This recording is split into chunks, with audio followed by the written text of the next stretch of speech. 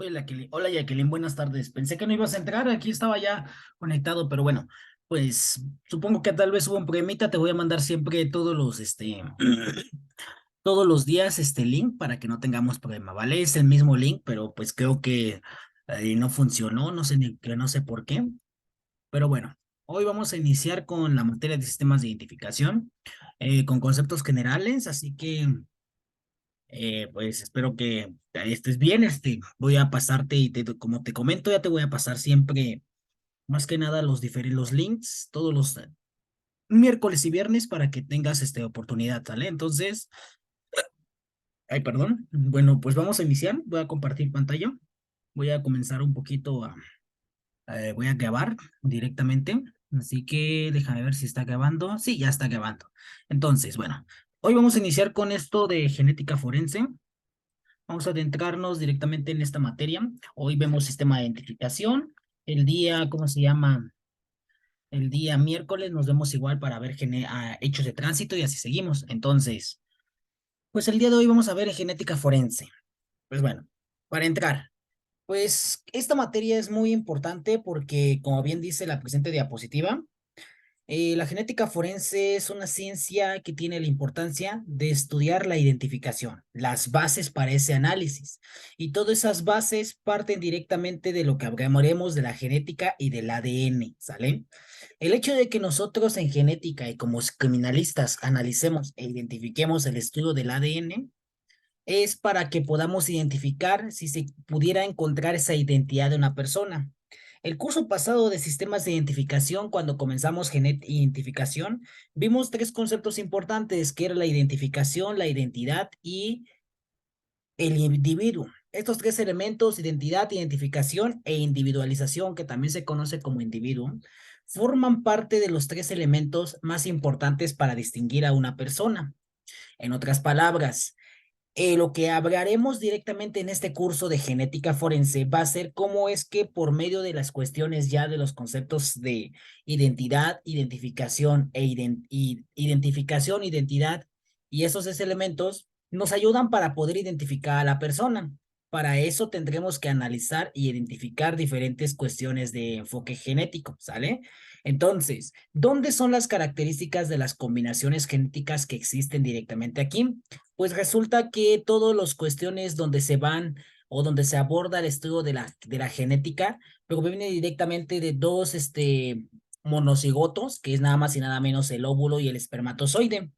Estos al momento que se combinan para formar una nueva persona, pues nada más y nada menos forman lo que se produce una pequeña célula que formará una meiosis, ¿sale? Entonces, la genética forense, como bien estás viendo, y voy a pasar a la siguiente diapositiva, no surge como tal a partir de la presente evolución de una rama que se conocía en aquel entonces, nada más y nada menos como la hemogenética forense.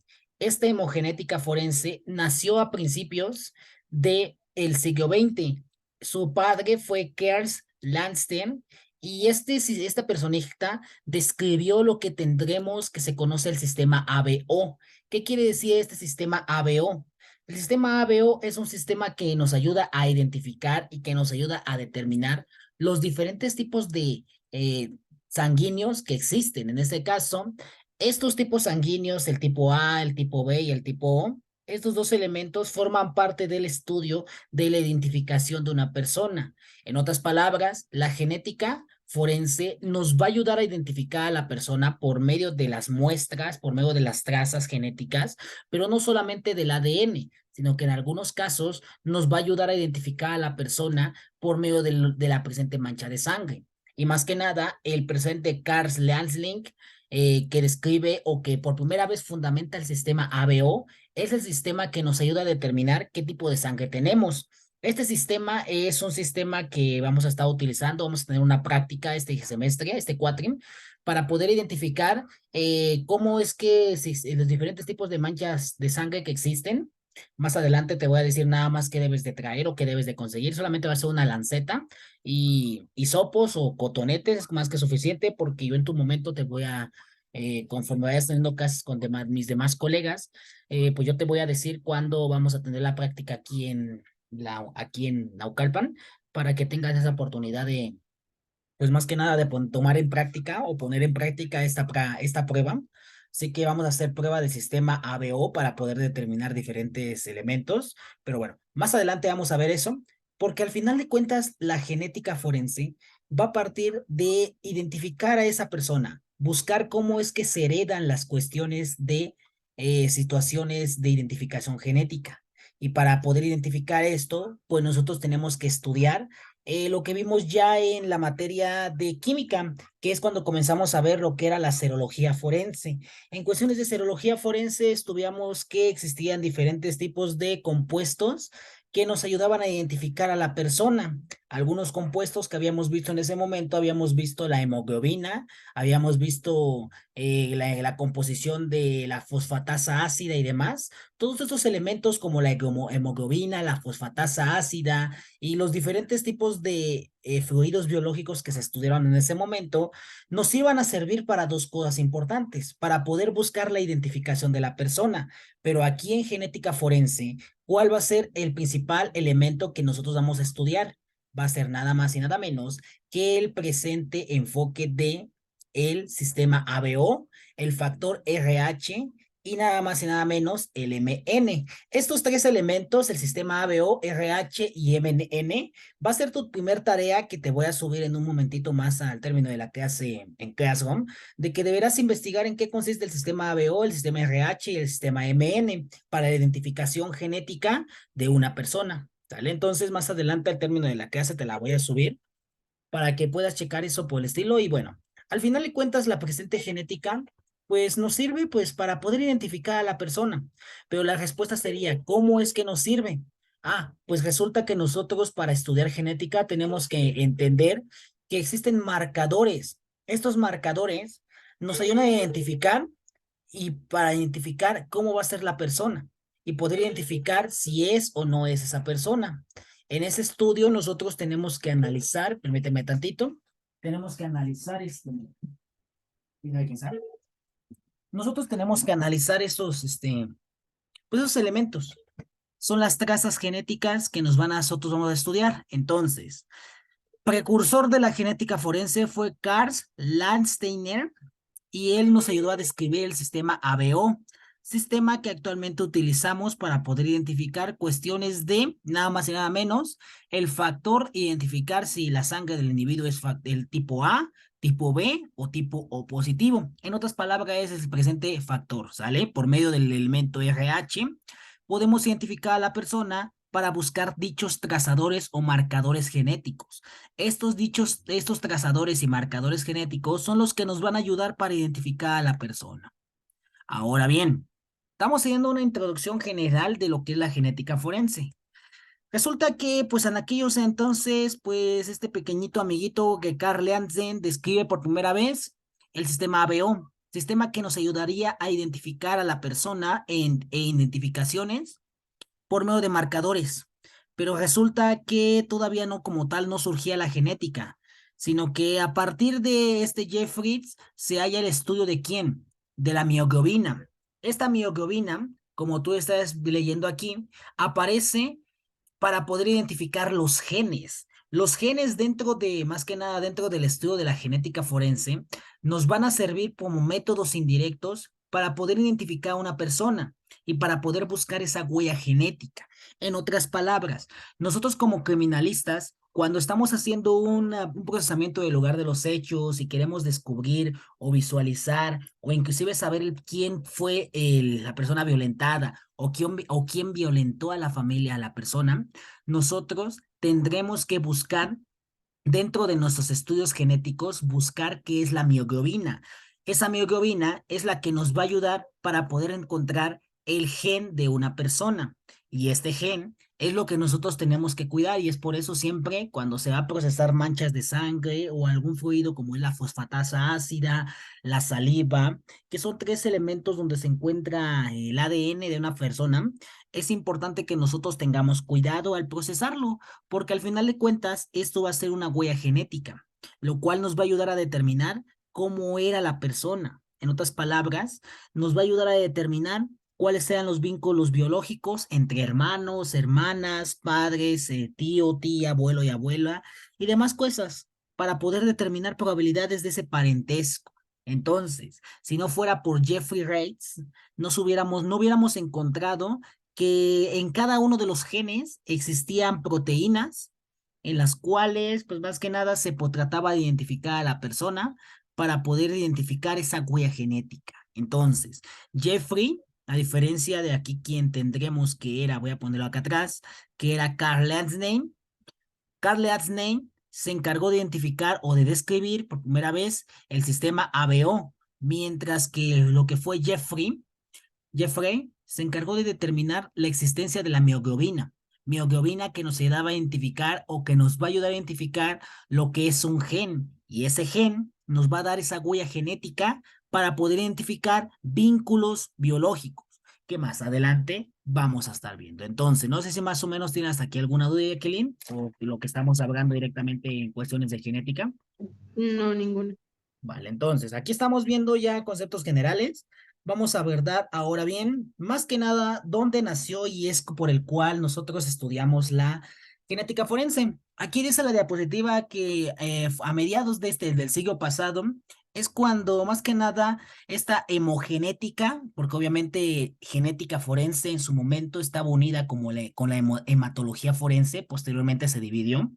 Pero fue hasta mediados del siglo pasado que la genética, pues, y la hematología forense formaron parte de esta nueva subespecialidad dentro de la medicina forense. En otras palabras, los médicos tienen que hacer esta prueba, aunque hay muchos especialistas que pueden hacerla, pero se recomienda que la hagan ellos, para buscar dentro de la sangre marcadores genéticos, con la finalidad de identificar esos casos. Pero exactamente en qué año se comenzó a utilizar como tal la genética forense. Pues nada más y nada menos que en 1985. En aquellos entonces, antes de 1985, todavía la genética forense no era como tal bien vista o bien recibida, dado que pues todavía no creían que por medio de fluidos corporales se podía identificar a la persona. Pero entonces a grandes rasgos, nosotros podemos ver que en el 85 pues se pudo identificar a la persona. En este caso, esa persona. Ahora bien, ¿cuál es el objetivo de la genética forense o en qué se basa esta especialidad?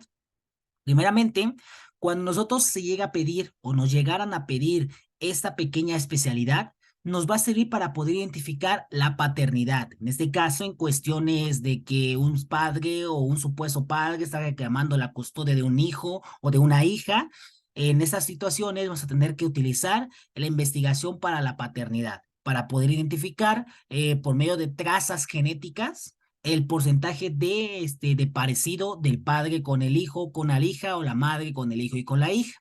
Es un ejemplo. De manera general, esta partecita, y que la voy a señalar aquí, esta partecita que te estoy señalando aquí, esta parte más que nada, ay, no quiere pintar. Esta parte, nosotros vamos a trabajar con esta, pero principalmente esta va a ser para cuestiones de delitos de carácter civil. Por ejemplo, carácter civil, todo lo que tenga que ver con el carácter familiar. Qué pensiones, qué reconocimiento, qué desconocimiento, qué Y y Z, se van a hablar directamente en cuestiones del enfoque de la paternidad, en el enfoque directamente de la mamá o del papá para poder identificarlo, reclamarlo o demás cosas. Siempre esto va a estar ligado en cuestiones del derecho civil o derecho familiar. Lo que nos importa aquí en el estudio de la genética forense, pues va a ser nada más y nada menos para buscar homicidios o asesinatos y cuestiones de delitos sexuales. Principalmente, ¿cuál va a ser uno de los elementos? Pues en este caso, la violación sexual. En esta parte, nosotros vamos a tener que identificar y en dónde vamos a encontrar el ADN. Pues primeramente en restos orgánicos, como puede ser la sangre, el pelo, la saliva, el esperma y la piel. Cuando ya comiences a ver la materia de pelos y fibra, te va a mencionar que el pelo directamente tiene una presente anatomía. La anatomía del pelo nos habla que en la parte hacia adentro, en lo más interno del pelo, que se encuentra en la región de la dermis, después de la epidermis sigue la dermis y al final luego sigue la hipodermis. En la parte de la epidermis, en la parte de la miodermis, Vamos a encontrar en el pelo lo que se conoce como un bulbo. Y ese bulbo va a tener pequeñas situaciones de muestra, nada más y nada menos, muestra de cuestiones de ADN. En otras palabras, más que nada, cuando ya comiences a ver lo que es pelos y fibra, se te va a mencionar un poquito más que nada más de este enfoque, en donde se te va a decir por qué es importante, pues, estudiar el concepto de pelos y fibras, ya que ahí pelos y fibras no es lo mismo un pelo que una fibra, aunque muchas veces por ese pequeño pelo se puede confundir a la persona. Y pues hay que saber mucho por todo estilo. Por eso al final de cuentas la pericial de pelos y fibras es muy padre, pero hay que tenerla en consideración para evitar tener problemas de situaciones en donde no se dé como tal la identificación. Vamos a ver un ejemplo donde también se puede utilizar esto.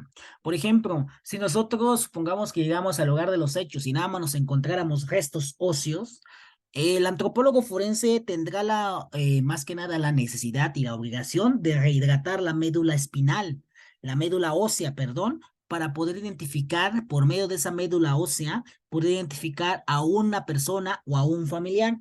Es por el cual principalmente los huesos largos son tan importantes en el estudio de la genética forense. ¿Por qué? Porque resulta que en los huesos largos, como son la tibia, el peroné, el fémur y demás, principalmente los largos, que en esos huesos largos se va a alojar lo que se conoce como la médula ósea. La médula ósea, como bien recordarás, espero que recuerdes cuando llevaste antropología forense conmigo, la médula ósea, cuando nosotros somos pequeños, tenemos médula roja.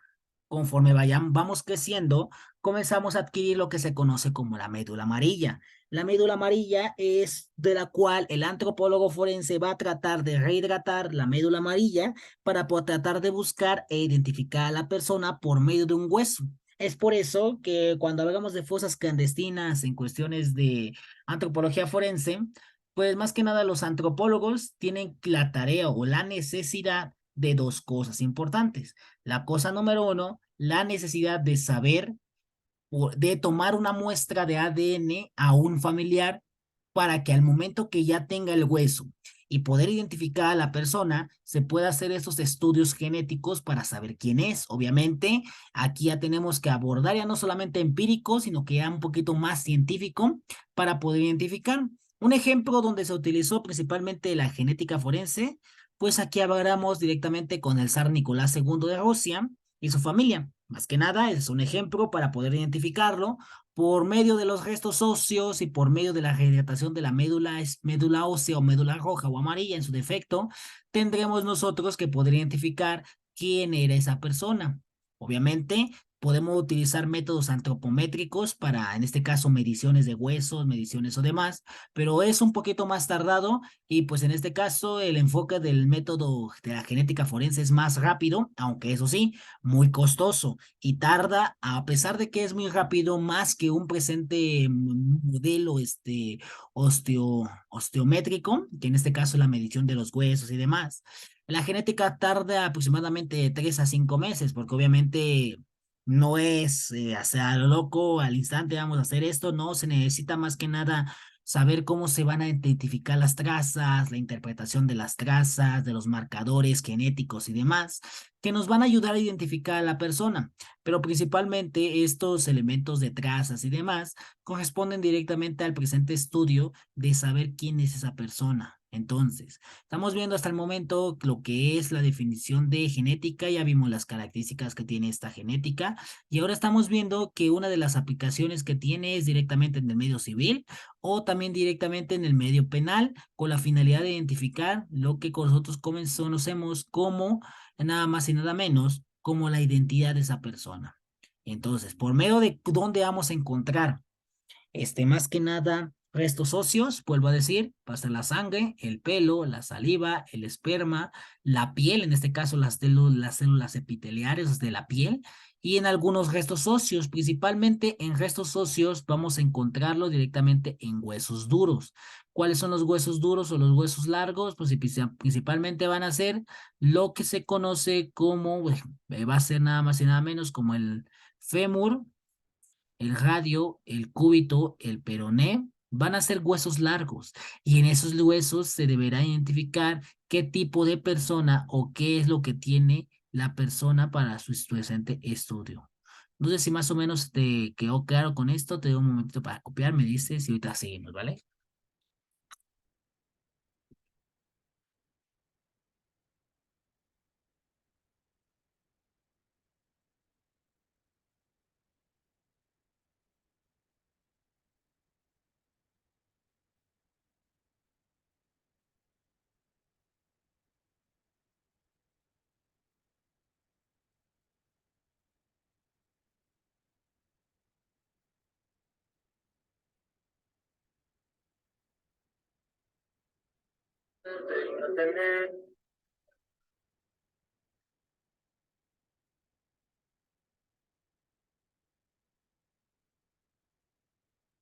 Me dices cuando termines, ¿vale, Jacqueline? Sí, Si ya le copiaste, igual tomaste captura, tú me dices a seguir, ¿va? ya le tomé captura.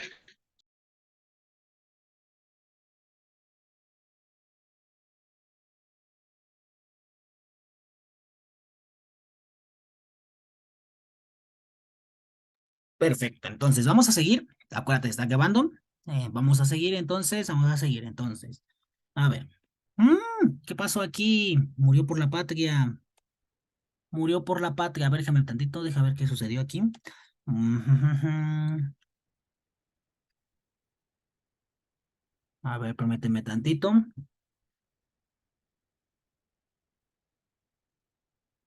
Ya sé qué pasó.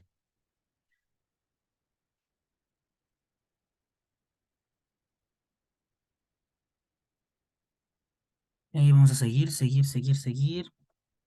Jeffrey, ya fuimos en esto, ya estamos en esto. Ahora bien, lo que te estoy mostrando en este preciso momento es nada más y nada menos. Estas cositas que estás viendo aquí alrededor, esta composición, esta hélice, es el ADN. Y este ADN tiene nada más y nada menos que el presente ADN tiene 23 proteínas. En otras palabras, lo que tú estás viendo aquí a continuación es lo que se conoce como la estructura del ADN, estructura que estaremos observando y analizando a lujo de detalle cada una de las presentes proteínas para poder dar la identidad de una persona. Como bien estabas viendo, te acabo de mostrar hace un momentito, cada una de esas proteínas y cada una de estos elementos de aminoácidos, más adelante voy a decir que es un aminoácido, vamos a estar viendo el por qué, vamos a estar viendo el qué, el cómo y el cuándo estas estructuras aminoácidas nos van a dar la identidad de una persona. Entonces, estas estructuras aminoácidas nos van a identificar si es un hombre, si es una mujer, si es de sexo, si es, mejor dicho, de afinidad biológica, su afinidad biológica es caucásica, mongoloide, negoide o demás cosas. Aquí vamos a tratar de identificar quién es esta persona. Esta pequeña cadena que estás viendo aquí, pues más que nada nos va a ayudar a identificar en el estudio de las ciencias forenses. Estas cuestiones que vimos del curso pasado, que era lo de adenina, timina, citosina y guanina, pues ahí las vamos a trabajar para poder identificar o para poder entender cuestiones de genética forense. Entonces, no sé qué pasó. Ujú. Vamos a seguir. Vamos a voltear acá porque me falló para acá. Entonces, ¿tú dónde consideras por qué crees que sea importante estudiar genética forense, Jacqueline? Ya que estamos jugando con esto, ¿tú por qué crees que sea importante? De todo lo que te estoy mencionando, ¿por qué crees que sea importante? Pues porque como usted lo comentó, es importante para la identificación de una persona, ¿no? En este caso para personas desaparecidas o cuando hay accidentes, obviamente pues saber identificar a la persona. En efecto, en efecto, en efecto. Muy bien. Entonces, vamos a seguir. Entonces, vamos a definir ahora de una manera un poquito más puntual y más exacta la genética forense.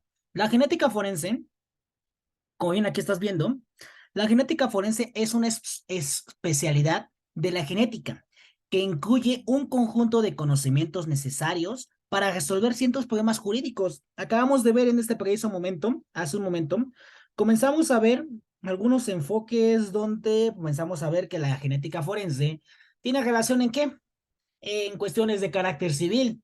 y también tiene de cuestiones de carácter general, en cuestiones principalmente de situaciones en la que queramos identificar a la persona por medio del patrón de mancha de sangre, por medio de su mancha de sangre, por tratar de identificarla.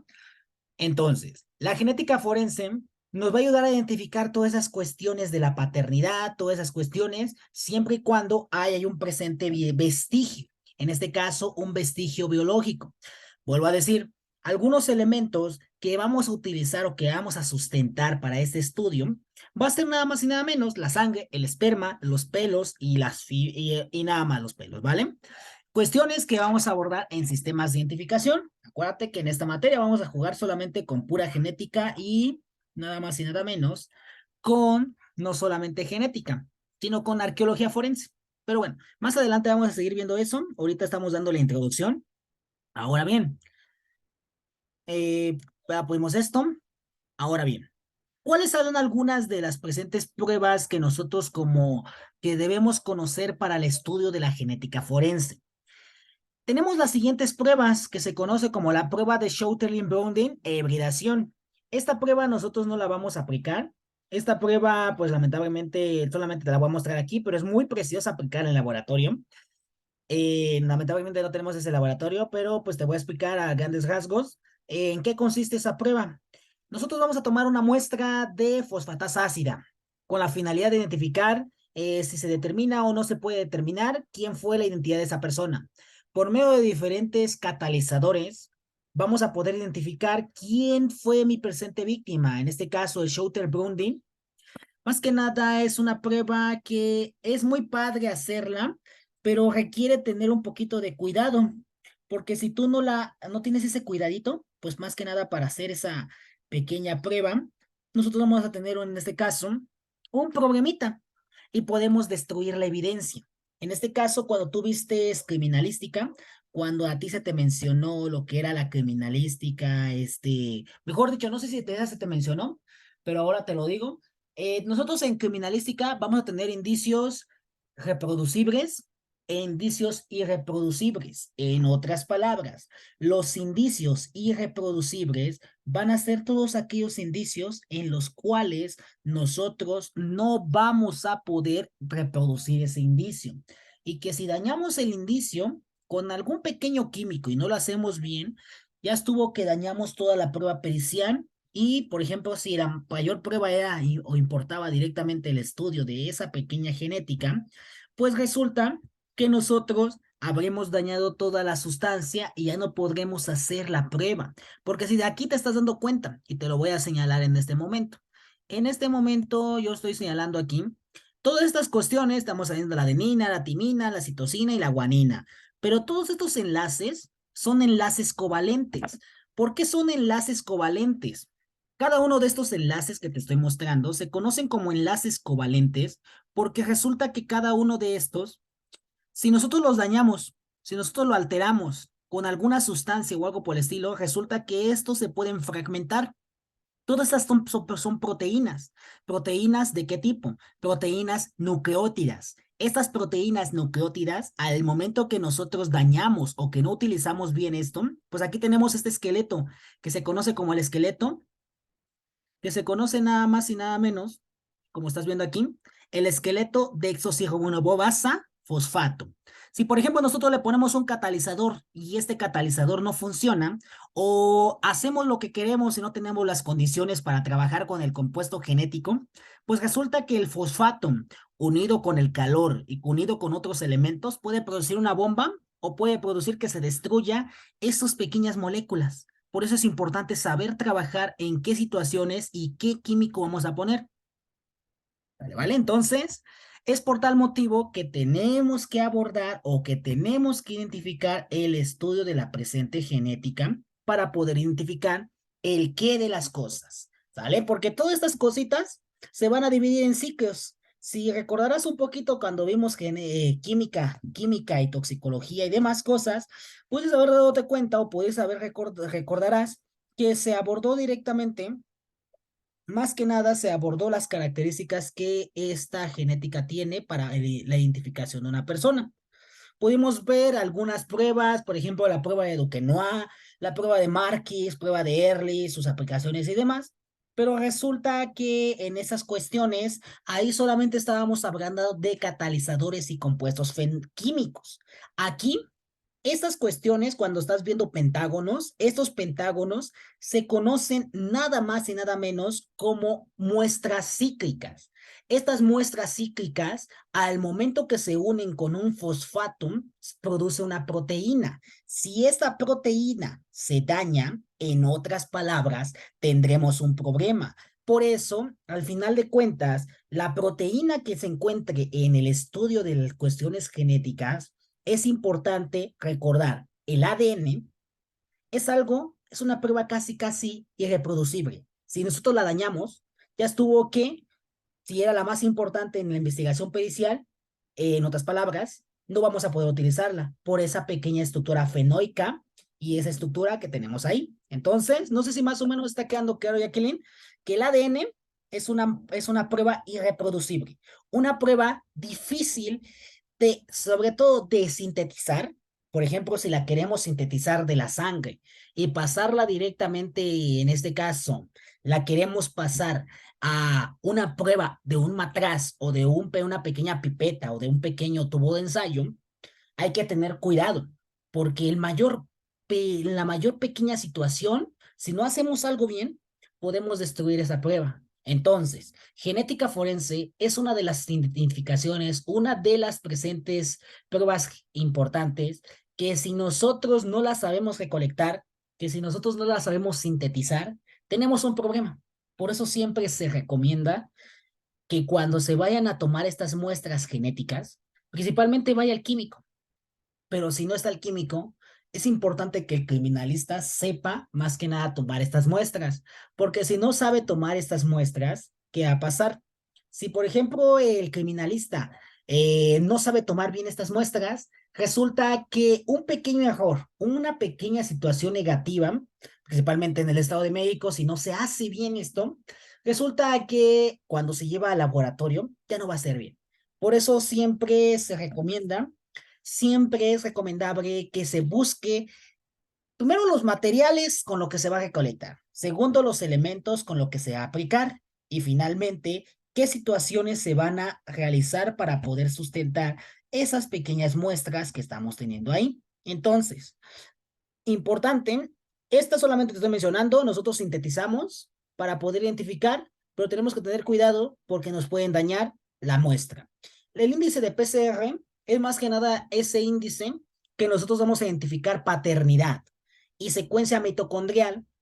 Esta secuencia mitocondrial, nosotros lo que vamos a estudiar directamente en esa pequeña estructura genética, vamos a estudiar si tiene alguna anormalidad la persona, en este caso, si tenía alguna enfermedad sistémica, congénita, algo que puede salir en las generaciones, y de aquí surge el estudio de la herencia. Por medio del estudio de la herencia de cada una de las secuencias nucleótidas que tenemos aquí, se va a poder identificar si tuviera alguna enfermedad que estuviera afectando su sexo, su edad, si tuviera algo para poder identificar si es viable o no es viable. Entonces, la primera me sirve para poder identificar el tipo de sangre de la persona. Necesitamos las condiciones necesarias porque esta es muy peligrosa. Cualquier catalizador que le pongamos podemos destruir la estructura genética. La PCR, me sirve para identificar la paternidad y la secuencia mitocondrial me va a servir para poder identificar la herencia. En otras palabras, esa herencia de los genes que más que nada Gregor Mendeleev nos dio para poder identificar si eran de color azul, de color verde, los ojos y demás. Esa secuencia es la que nosotros más que nada vamos a estudiar para identificar o determinar el porqué de las cosas. Entonces, esto estamos viendo lo que es ya la genética, ya estamos jugando con genética, estamos todavía investigando, pero ahora bien, una de las aplicaciones por el cual estamos comentando, te estoy comentando, esta pequeña estructura genética, hay que tenerle cuidado, hay que tenerle respeto, porque si nosotros, y más que nada tú como criminalista, no la sabemos manejar, pues podemos destruir cualquier evidencia. ¿En dónde vamos a encontrar esto? Todo eso que estás viendo aquí, unido, esto, todo esto que estás viendo aquí, solamente todo esto es una pequeña proteína de esto. solamente es una X, una Y de estas, que puede ser una roja, que puede ser una verde, una azul, una amarilla. Todo esto que estás viendo aquí inconscientemente es una pequeña, solamente una pequeña parte. Y si nosotros la dañamos, dañamos a lo mejor 10.000 genes, 10.000 posibilidades para saber quién era la persona.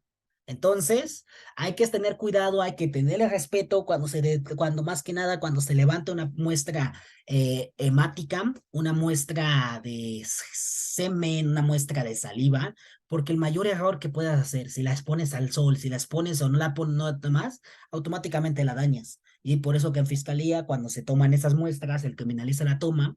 Muchas veces el químico, como ya está bien entrenado en su nariz, lo que se conoce como olfato clínico, así vamos a hablarle de olfato clínico, cuando el químico huele desde lejos, ya sabe que no funciona. ¿Por qué? Porque algo hiciste mal, la recolectaste tarde, pusiste a lo mejor más solución salina, solución de otro tipo. Aquí vamos a trabajar cuando vayas a prácticas de ahí en la escuela. Te voy a traer y a comenzar a traer manchas y sangre no natural. Yo te voy a llevar los elementos y te voy a pedir que vas a recolectarla. Las veces que sea necesario la vas a recolectar, de modo de que la aprendas a recolectar bien, porque aquí estamos viendo identificación, identidad, ADN. Un mal problema, una mala forma en que recolectes la muestra sanguínea o que recolectes la muestra genética, dañaste todo. Todo fue dañado y ya no hay, en otras palabras, esa situación para poder identificar a la persona.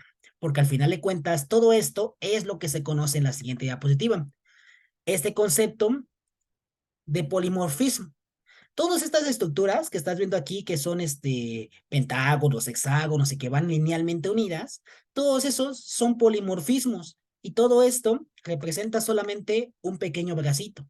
Y todos esos elementos unidos entre sí van a tomar un gen y todos esos genes o ese pequeño alelo va a formar la estructura del ADN. En otras palabras, por eso digo, todo esto es una serie de polimorfismos que al momento que se unen tratan de identificar o tratan de buscar a quién, tratan de buscar a la persona, tratan de identificarla. Pero ¿en cuáles son las tres áreas en las que se centra directamente, más que nada, la genética? Como bien te digo, se va a utilizar para identificar personas, se va a identificar para paternidades, para buscar esa impugnación, ese término que estábamos viendo en derechos penal y derecho civil, y pues más que nada para los delitos sexuales. Pero por eso digo, un pequeño error que tenga esta estructura genética, que no la tomemos bien, que le pongamos más solución, que le quitemos más, que lo raspemos mal, que hagamos algo, automáticamente está muerta la sustancia. La sustancia murió y ya no podemos hacer nada. Entonces es importante que analicemos eso. Entonces, vamos a seguir. Ya estamos acabando, de hecho ya acabamos estas diapositivas. Entonces, acabamos de terminar en este preciso momento los conceptos generales de lo que es la genética forense. Comenzamos a abordar directamente más que nada lo que era el estudio, la importancia de conocer los alelos, la importancia de conocer las características de esta misma, porque es importante cuidar y saber manejar estas muestras, porque si no las sabes manejar, pues resulta que podemos tener un problema que nos puede propiciar la destrucción de la pequeña sustancia, ¿sale? Entonces, vamos a seguir más adelante. Tú me dices cuando pueda quitar esto, porque voy a pasarte un video donde vamos a estudiar genética. Vamos a ver primeramente, antes de entrarnos directamente, vamos a jugar con la célula.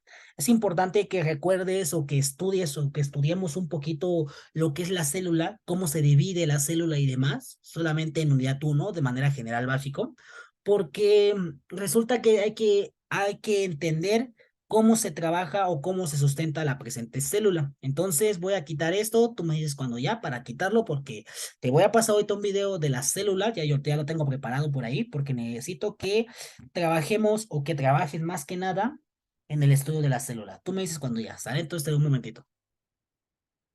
Yo le tomé captura.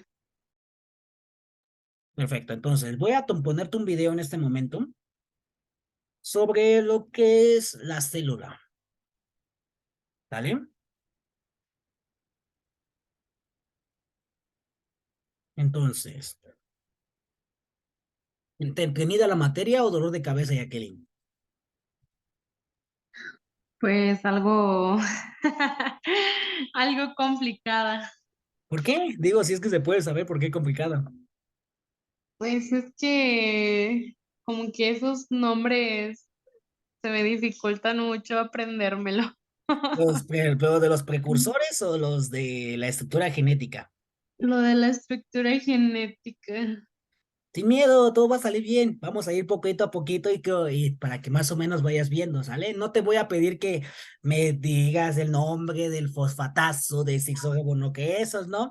Porque eso no interesa, solamente es el concepto general. Lo que interesa es que sepas identificar si es hombre, mujer, paternidad y demás, pero ahorita más adelante lo vamos a ver. Dale, más adelante, no te me estreses, ¿vale? Entonces, va, voy a pasarte el video. Tengo que, de igual manera te voy a enviar este link para que también lo tengas, más que nada tú en tu tiempo y lo estudies en tu tiempo libre, porque por lo menos vamos a hablar en esta pequeña unidad, vamos a estar hablando de, más que nada, de esto, de lo que es la presente genética biológica o molecular, porque antes de llegar a lo demás, de salir con arqueología forense, tenemos que hablar de lo que es la genética biomodular o biológica. Entonces, déjame, voy a compartir audio. A ver, audio, perfecto. Entonces, un momentito.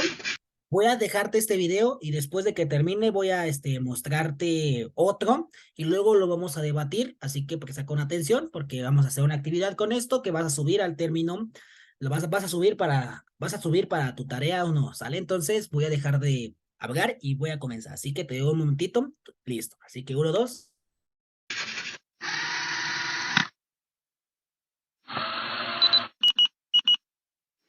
Hola, bienvenidos a unprofesor.com. Hoy vamos a descubrir qué es la célula y cuáles son su estructura y sus funciones. Una célula es la unidad más pequeña o unidad mínima morfológica y funcional de cualquier ser vivo. Esto significa que es la pieza más pequeña en la que yo puedo descomponer un organismo vivo sin que pierda su individualidad como organismo vivo. Es decir, si yo cojo mis células epiteliales y las rompo en trocitos, ya no sé si estoy hablando de una célula de planta, de una célula de animal, de una bacteria, pero siempre que yo mantenga mi célula como célula, yo puedo determinar qué ser vivo es.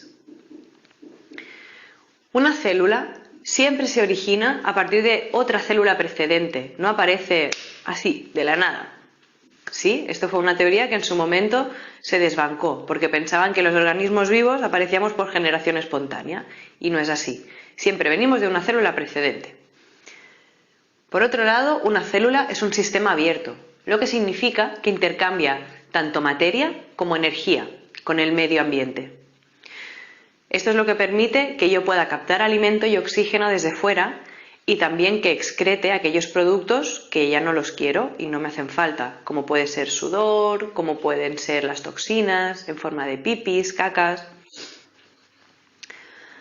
Las células tienen un tamaño variable y una forma muy variable también. Vamos a ver algunos ejemplos. Las células procariotas, que son células que no tienen núcleo, de esta diferencia hablaremos en otros vídeos. Por ahora solo vamos a hablar de algunas curiosidades. Las células procariotas tienen un tamaño que va entre 1 y 10 micrómetros. Piensa que un micrómetro es una milésima parte de un milímetro. Cuesta de imaginar, cuesta de ver, pero es que son muy chicas, muy pequeñitas.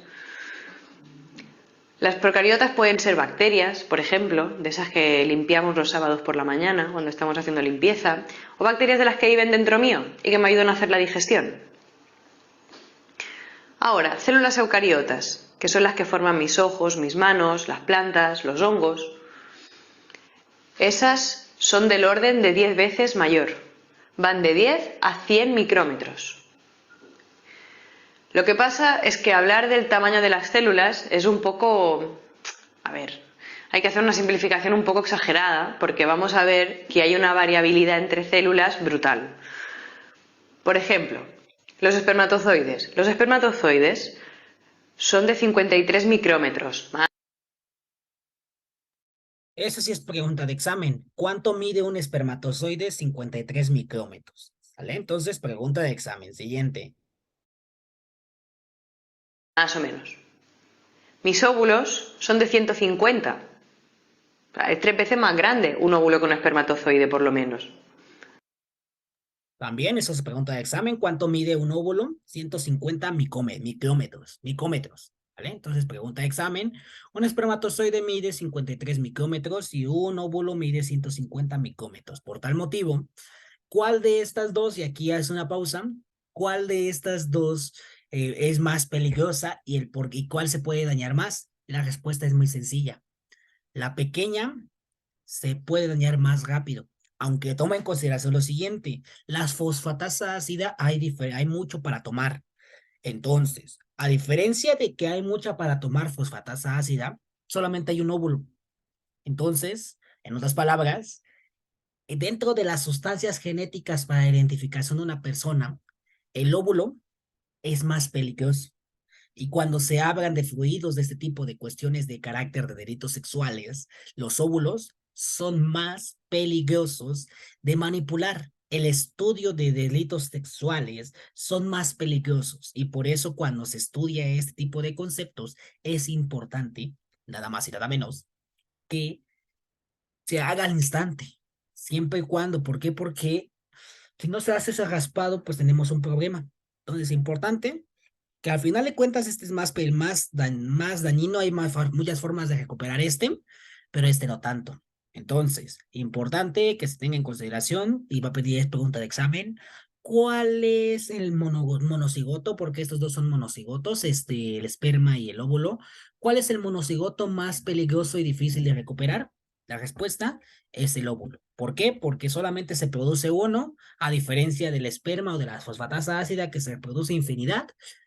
Pues en este caso, el óvulo solamente es el más peligroso y por eso cuando se habla de delitos de carácter sexual, se tiene que hacer a la de ya, se tiene que denunciar al instante porque si no tenemos un problemita. Entonces, vamos allá. Voy a seguir contigo en el video. Y las neuronas ni te cuento, las neuronas pueden llegar a hacer 1 metro. Es una barbaridad. Sí que es verdad que hay neuronas muy pequeñitas que están dentro de la médula y que no salen, o dentro del cerebro, pero hablamos de que hay neuronas que se forman aquí en el tallo del cerebro y viajan por toda la columna. Ese es el recorrido de la célula. Los granos de polen, que a veces producen alergias, 200, 300 micrómetros. O el huevo de avestruz. Si alguna vez te has comido uno, sabes que son grandotes. Pueden llegar a ser 7 centímetros. Por lo tanto, el tamaño va a ser muy variable. Lo que sí que está claro es esta definición de unidad mínima morfológica y funcional. Unidad mínima morfológica porque mantiene una forma y funcional porque mantiene sus funciones. Vamos a ver con un poco más de detalle cuál es su estructura y cuáles son sus funciones. Acerca de la estructura de la célula, vamos a partir de una generalidad y luego vamos a los detalles. La generalidad es que la célula siempre está formada por una bicapa lipídica, que es lo que hace que haya un medio interno que queda separado de un medio externo.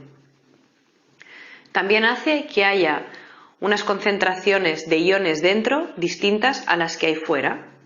¿Sí? O sea, hay una diferencia entre, digamos, el agüilla y las cosas que hay dentro y el agüilla y las cosas que hay fuera. Eso es gracias a la bicapa lipídica. Hay el citosol, que es ese agüilla que digo yo, ¿vale? Es el medio en el que está todo disuelto. Citosol o citoplasma es lo mismo, puedes llamarlo como prefieras. También está formado por ADN. El ADN es el material genético hereditario. Y también contiene tanto biomoléculas como iones. Ahora, con un poquito más de detalle, si nos fijamos en la bicapa lipídica está formada en su mayoría por fosfolípidos. Hay un poco de colesterol, hay proteínas, hay algunas cosas más, pero la mayoría es fosfolípido. Para que nos hagamos una idea, eso es como si yo tuviera un vaso de agua y le dibujara en la superficie un círculo de aceite. La parte que queda dentro sería el citosol, sería el contenido de la célula, y ese circulito de aceite sería la bicapa lipídica. Todo lo de fuera sería matriz extracelular. Como lo que estoy haciendo es separar dos medios, Eso es muy cañero, porque lo que va a hacer es que la célula tenga una barrera de permeabilidad selectiva. Es decir, que yo dejo pasar lo que me interesa, no todo así por amor al arte, no.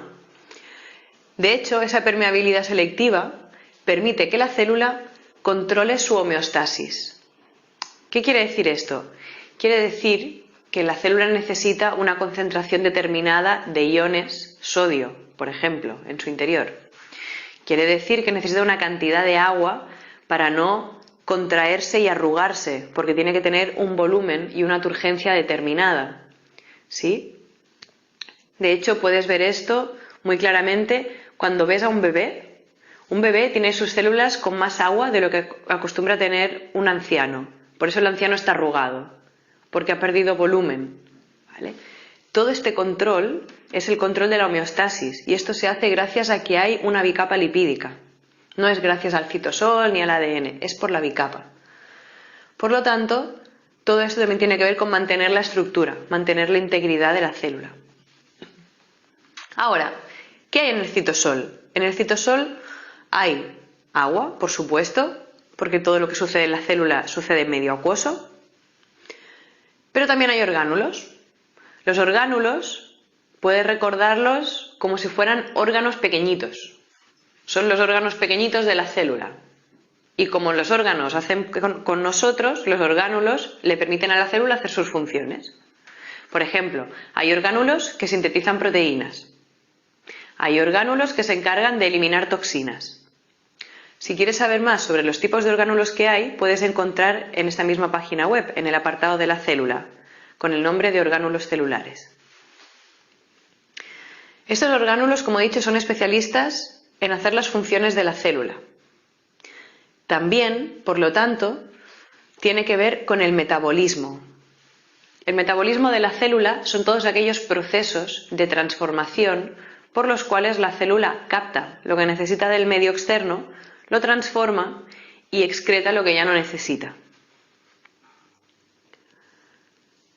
Por último, el ADN, hemos hablado que está formado por material genético hereditario, es material genético hereditario. Y eso concretamente significa que uno va a guardar la información necesaria para pasarla a las siguientes generaciones, va a hacer proteínas, por otro lado, y ahí es donde entra esto, que es que gracias al ADN la propia célula controla en qué fase de su ciclo vital está. Se produce un control de ciclo celular y también me habla de en qué etapa del desarrollo está la célula. Todo esto puedo entenderlo cuando estudio con más profundidad cómo es la estructura, los orgánulos y el metabolismo de la célula. Ahora, ¿cuáles son las funciones que definen una célula? Vamos a verlo ahora. Acerca de las funciones, vamos a hablar de las 3 funciones elementales que tiene que cumplir cualquier célula para considerarse como un ser vivo. La primera que tiene que hacer por ella misma es nutrirse. Si no se nutre por sí mismo, no se considera que esto sea un ser vivo ni que sea una célula. La nutrición tiene que ver con el proceso del metabolismo, que hemos hablado anteriormente. La segunda función que tiene que hacer toda célula es la de relacionarse con el medio donde vive. Relacionarse o comunicarse lo vemos, por ejemplo, cuando yo, de ser una masa amorfa de células, que es lo que pasa cuando el óvulo y el espermatozoide se unen y forman el cigoto, a través de una comunicación, las células se diferencian y, entre comillas, una le dice a la otra, tú vas a ser neurona, yo voy a ser hepatocito, yo voy a ser epitelial. Todo eso es por señalización química, o también llamada quimiotaxis. Las células no entienden de palabras, entienden de señales químicas. Y eso tienen que hacerlo por ellas mismas. Si no lo hacen, no se considera que lo que estemos estudiando sea una célula.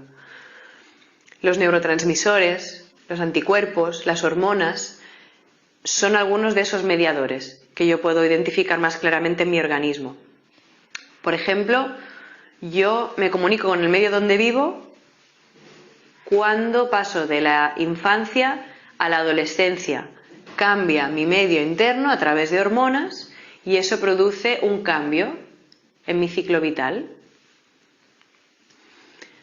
La reproducción es la última función que tiene que hacer toda célula por sí misma.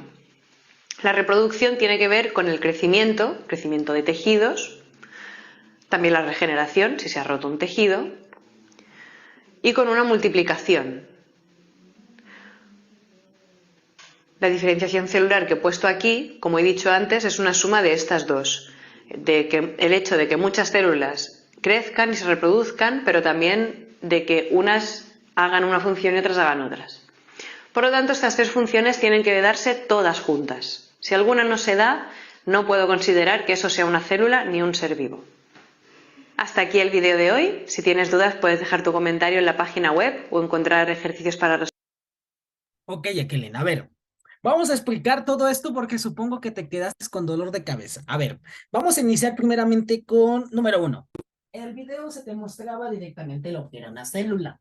La célula, como ya lo hemos estado viendo durante todo el curso, durante toda la materia, casi toda la carrera, te la vuelvo a comentar, la célula es la unidad mínima de la información y de la vida. ¿Cuáles son las características secundarias de esta?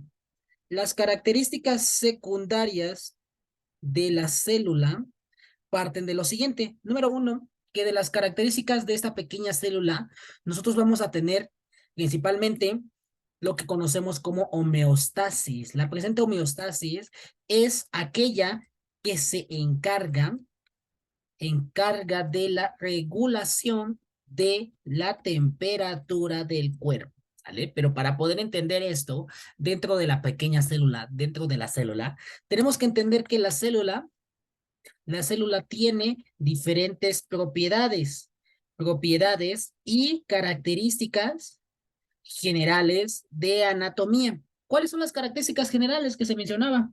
Vamos a poner aquí un pequeño dibujito para que más o menos se vaya entendiendo. Toda célula tiene esta estructura. Es como un circulito. Ese circulito, este circulito a grandes rasgos, se conoce nada más y nada menos como una capa lipídica, ¿sale? Ese circulito, antes de entrar directamente a la célula eucarionte, te la voy a poner aquí, vamos a poner primeramente aquí, anatomía, ay, no quiere cargar, ok, anatomía de la célula eucarionte. Entonces, vamos a iniciar con esto. Entonces, la anatomía de la célula eucarionte nos refiere lo siguiente. Acuérdate, cuando llevamos medicina o cuando yo te di medicina forense, o legal, mejor dicho, porque no te di forense te lo dio el maestro Abraham. Medicina legal te mencionaba directamente o se te mencionaba que la medicina legal, yo te mencionaba que la célula eucarionte,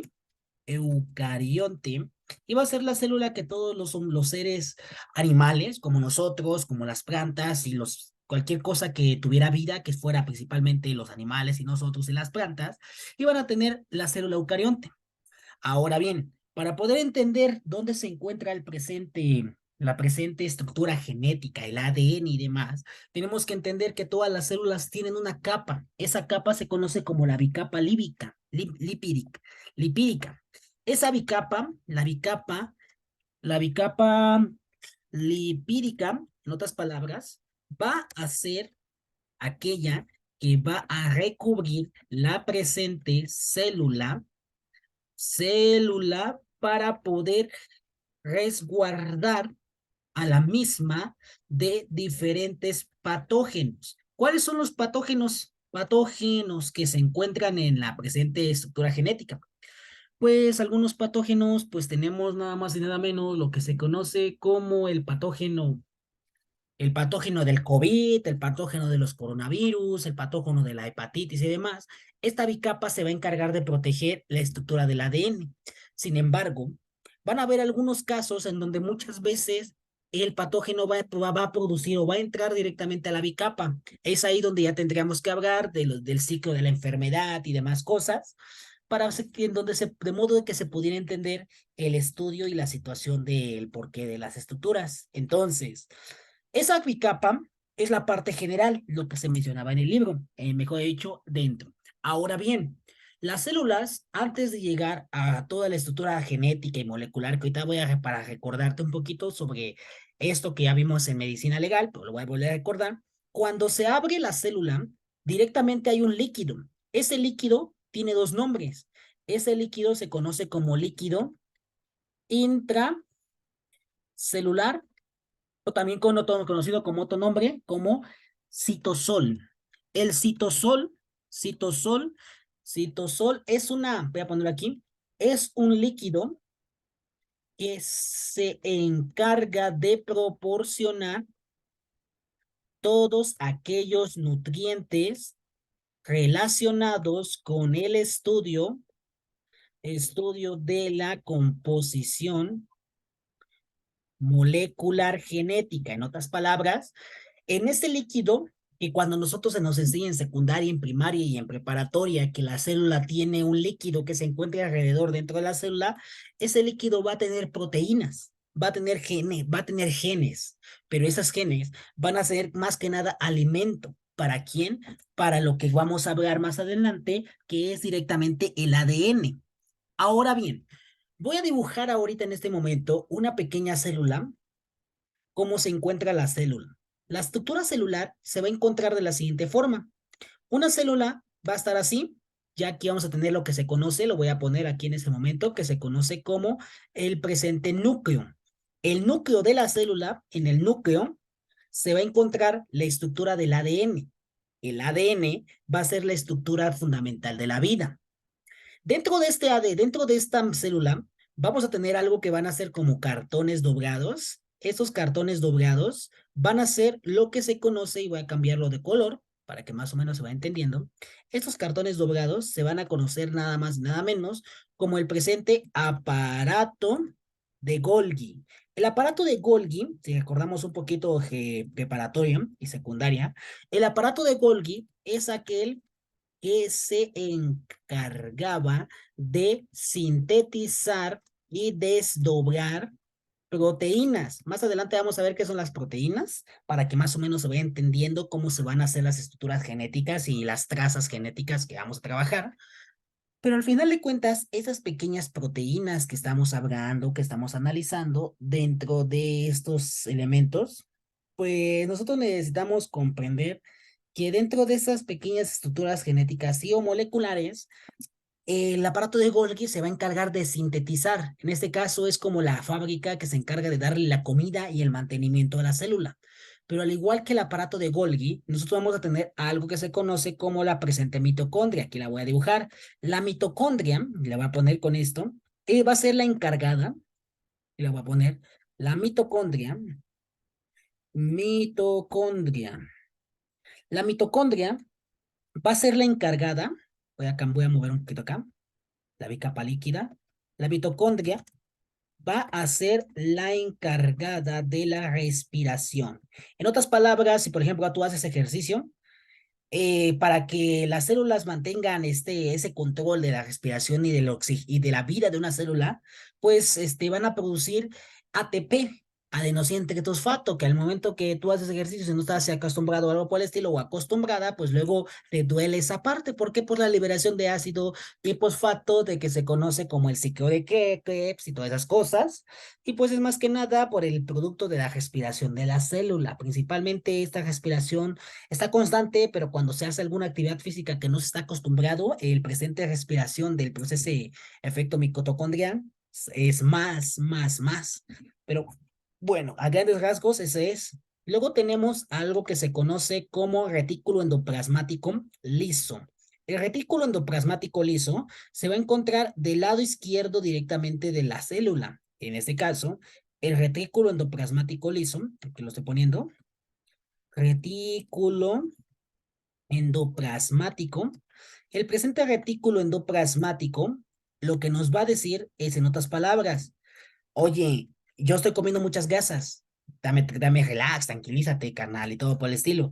En otras palabras, el retículo endoplasmático liso, voy a poner aquí, el liso se va a encargar de desdoblar todas estas grasas que tú consumes, por ejemplo, una hamburguesa, unos tacos, etc. Es el encargado que, al igual que el hígado, se va a encargar de desdoblar esas grasas. Luego tenemos el presente retículo endoplasmático grueso. El retículo endoplasmático grueso, vamos a ponerlo aquí, El retículo endoplasmático rugoso se va a encargar de desdoblar nada más y nada menos todo el agua de los alimentos que tú consumas. ¿Sale? En otras palabras, este retículo endoplasmático solamente le va a dar de tomar agua a la célula. Es como si la célula al final de cuentas tiene vida. Pues tiene vida, es la unidad mínima de la vida, sin embargo, no tiene pensamiento. Y para que ese pensamiento, para que esas características de esa pequeña célula funcionen, pues se va a necesitar un poquito de qué? Se va a necesitar un poquito de estudiar las presentes cuestiones de las reacciones químicas o de los neurotransmisores que se encargan de producir esta situación. Pero pues a grandes rasgos es esto que se está aumentando y que se está estructurando para poder estudiar o para poder identificar el porqué de estas cosas, ¿vale? Entonces, eso es lo que me decía el presente video. Más que nada la estructura general de la célula y demás, pero bueno. Voy a ponerte otro video y voy a guardar esto. Ahorita al término de la clase te lo subo, Jacqueline. Y bueno, voy a ponerte ahora otro videito donde te voy a mostrar ahora más que nada lo que son las proteínas. Las proteínas en la célula. ¿Sale? Porque es importante que si estamos hablando de la genética forense, pues más que nada hablemos un poquito de las presentes proteínas. En este video vamos Te voy a mostrar este video, ahora bien, de las proteínas, y te voy a dejar de tarea otros videos que vas a tener que analizar y a tener que darme un resumen de estos, para que más que nada tú puedas, se pueda entender, seguir entendiendo más que nada estas cosas, y para que no tengas problema, ¿vale? Entonces, permíteme tantito, déjame, te voy a poner el link. Aquí tenemos el segundo video. Ahí está. Este va a ser tu tarea. Lo vamos a analizar y con esto ya estamos acabando la clase el día de hoy. Ya sé que es mucha teoría y demás, pero conforme vamos a hacer ejercicios para que se pueda entender y vamos a jugar. Entonces, voy a dejar de hablar y te voy a poner el otro video. Así que adelante. a explorar las proteínas de la membrana. ¿Sabían que la membrana celular puede estar compuesta de hasta un 75% de proteínas? La mayoría de las membranas celulares tienen aproximadamente un 50% o menos de proteínas. Y están allí porque la membrana celular usa proteínas para casi todo lo que hace, todos estos procesos que realiza la membrana celular. Entonces, solo para repasar, una membrana celular está compuesta de pequeñas cosas que se parecen a esto, que se llaman fosfolípidos, que se unen y forman lo que llamamos una bicapa lipídica. Aquí he dibujado previamente una bicapa lipídica que luce más o menos así. Está compuesta por muchos de estos pequeños fosfolípidos que hemos dibujado anteriormente. Podemos ver que hay dos capas de estos fosfolípidos. Ahora, hay dos tipos principales de proteínas en la membrana celular. El primero puede verse así y puede aparecer en cualquier parte de la membrana celular. Generalmente hay bastantes en toda la célula. Esto es lo que llamamos una proteína integral. Noten que se llama proteína integral porque podemos pensar que está integrada en toda la membrana.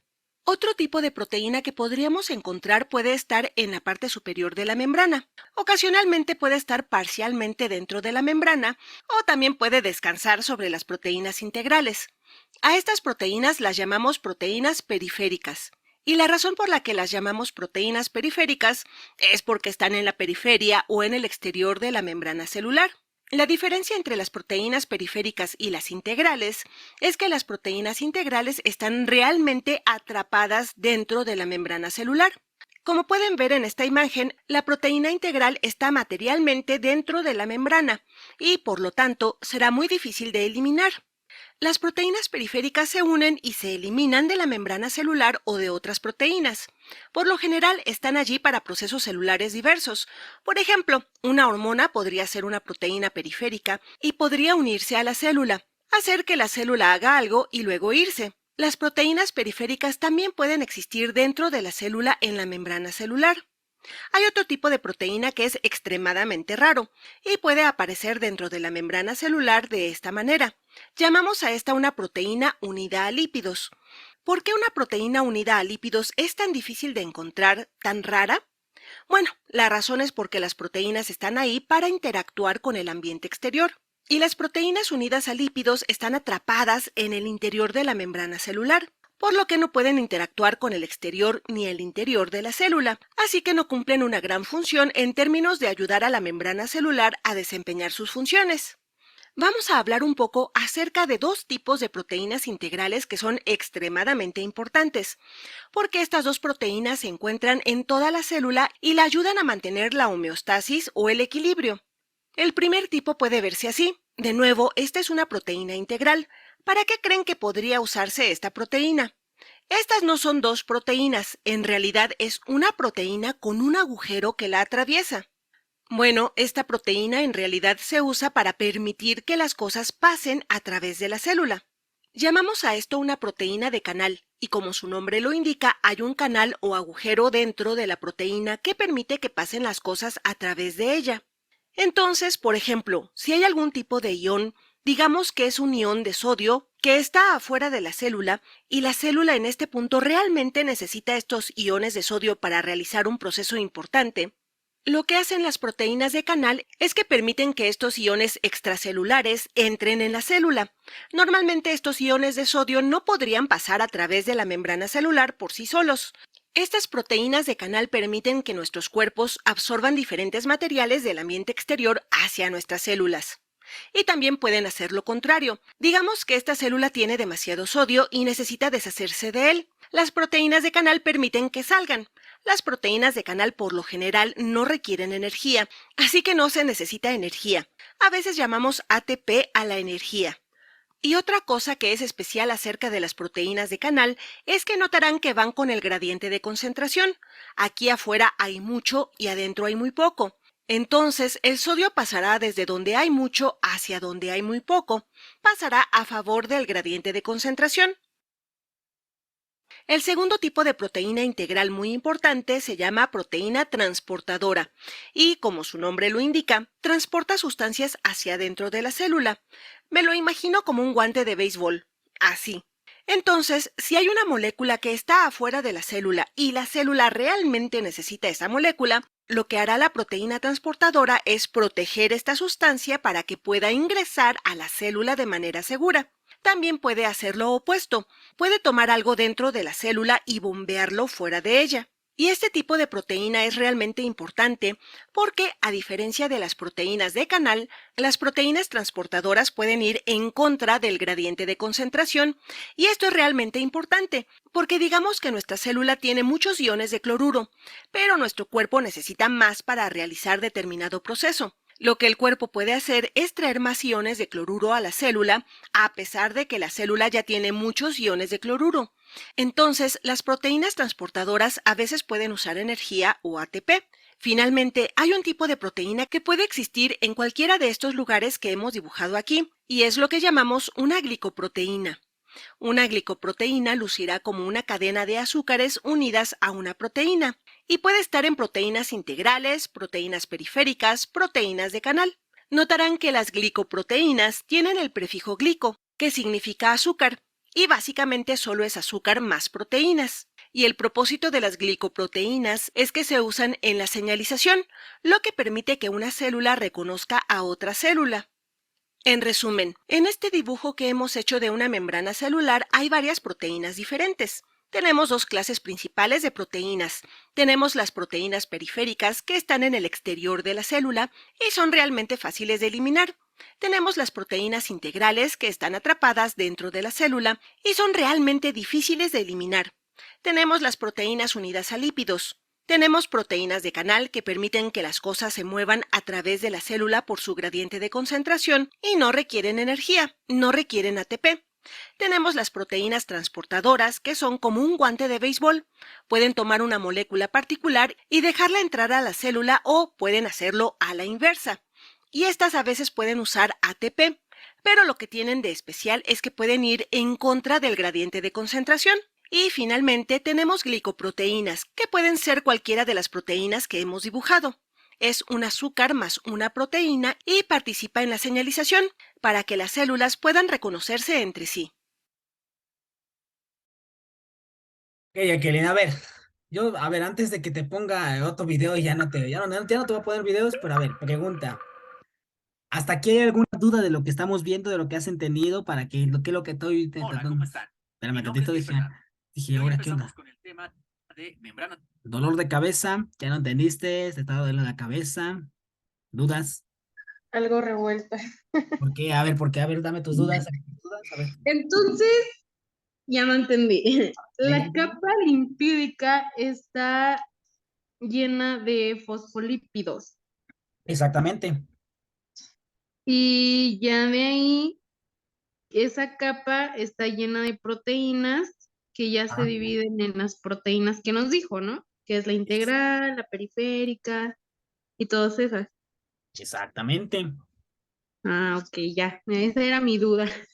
Y no te preocupes, te digo, ahí es donde ya se estudia, más que nada, ahí es donde ya se comienza a estudiar el porqué de la genética, porque, por ejemplo, el luminol, vamos a un ejemplo básico, luminol, dependiendo de las situaciones, puede ser que no reaccione. ¿Y por qué no reacciona? Va a depender por la cuestión de cómo se está trabajando y va a ser por estas cuestiones de proteínas. Por ejemplo, la prueba ABO0, si en dado caso no funciona, la pregunta radicaría aquí, ¿por qué no está funcionando para ayudarme a detectar el tipo de, más que nada, el tipo sanguíneo?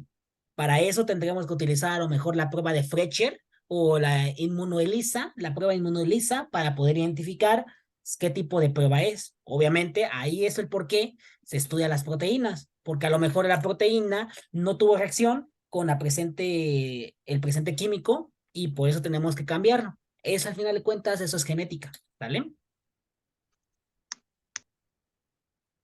¿Se entendió o ya no te entendí? Dime. Sí, sí, sí, ya. ¿Verdad? A ver, explícamelo, explícamelo. Venga. A ver. Pues el ejemplo del luminol, ¿no? Ah, Obviamente, él va a hacer su función por medio de ciertas, de cómo se llamaban. de ciertas reacciones químicas. Ajá. ¿Qué es lo que lo van a hacer reaccionar, no? Si no Exacto. tiene esas sustancias químicas, pues obviamente no nos va a dar el resultado esperado. Exacto, y esas sustancias químicas son proteínas, que es la que Ajá. estamos, las que estamos estudiando. Y esa capa, ay Dios, se me olvidó su nombre, ay, se me lengua la traba. Limpídica. Exactamente, esa capa lipídica es la que va a reaccionar con el luminol. Al final de cuentas, si esa capa lipídica no funciona, pues tenemos un problema. Entonces, tenemos que cambiar la reacción. Obviamente es difícil, pero no, pero siempre, pero es muy posible. Es muy posible que en muchas ocasiones, y te lo digo por experiencia, muchas veces el luminol natural no funciona y ahí es donde tenemos que jugar creando o luminol casero o de otro color, a lo mejor amarillo, verde, rojo, naranja, café, pero va a depender mucho. Pero pues sí, en efecto. Entonces, eso es la genética forense. Ya estamos entrando en cuestiones de genética forense. No sé si más o menos ya se está entendiendo todo o o te traumatizas con cuestiones de biología. Sí, es que esos son mis traumas. ¿La biología? Eso de la biología no es lo mío. Tranquila, tranquila. Por eso te digo, aquí te voy a mandar, ¿cómo se llama? Unos videitos para que los resumas. Digo, vamos, es solamente esta unidad, solamente vamos a hablar de esta biología, solamente en esta unidad, porque ya la unidad, la que sigue, ya vamos a jugar con estadística. Vamos a hacer, por ejemplo, o sea, vamos a ver cuáles son la probabilidad de que tus hijos salgan, güeros, altos, rubios, con cabello y con ojo de color. A eso sí me interesa. Esa ya es la siguiente unidad, pero más adelante, ¿sale? Porque ahorita digo, es algo básico, pero ahorita estamos dando, pues, la unidad uno se llama conceptos generales. Conceptos generales de identificación y la importancia de la genética.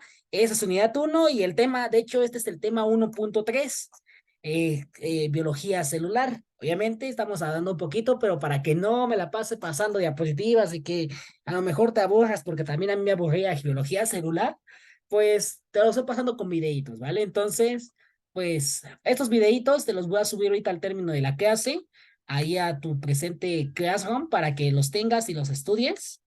Y si no tienes alguna duda, Jacqueline, pues ahorita ya acabamos la clasecita para que te vayas a comer, tranquilizar y pues tu tarea es que veas estos, ahorita te lo voy a mandar en Classroom y que hagas un resumen de ambos, ¿sale? ¿Esos los tengo que subir antes de la clase de la otra semana? Exactamente, antes del viernes, acuérdate. Miércoles tenemos clases de hecho de tránsito y viernes tenemos clase de genética, ¿sale? Ok. Vale, entonces, bueno, si ya no tienes alguna duda, pues ahorita ya voy a terminar la sesión. ¿Tienes dudas, Ujú. comentarios, Jacqueline? No, ninguna. Vale, entonces, pues nos estamos viendo el próximo miércoles. Cualquier duda, aquí andamos, ¿vale? Ok. Va, excelente tarde. Gracias. Hasta luego. Hasta luego. Hasta luego.